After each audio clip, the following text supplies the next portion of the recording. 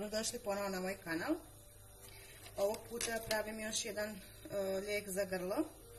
Vrlo malo stvari nam je potrebno, znači samo šećer i mlijeko, odnosno to se zove prženi šećer.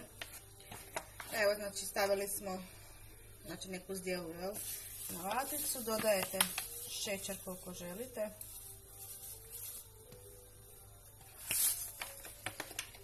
I sad pustimo šećer da se skroz topi, povremeno miješamo. To će se napraviti onako kao tvrdi bomboni, kao karameli, primjer. Kao što vidimo, počelo se lagano topiti. Čekamo skroz, znači da se otopi i da bude onako smečkasta boja.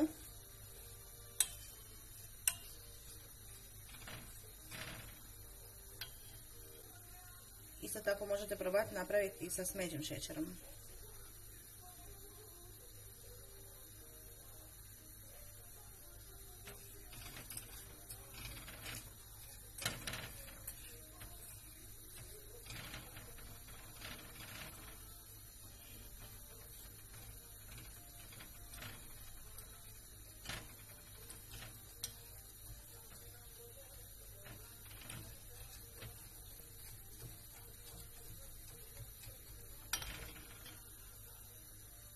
Evo ga, znači još malo.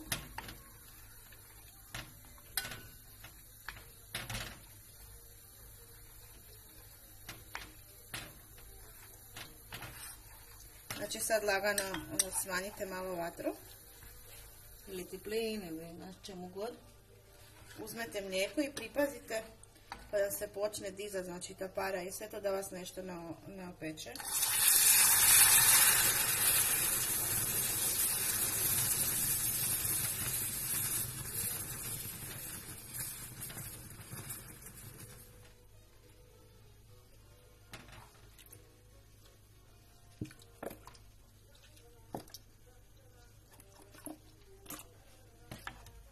I sad lagano to miješamo dok se ovaj šećer također ponovo ne otopi.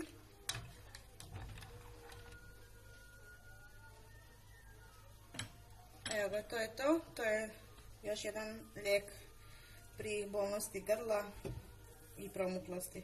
Pa probajte.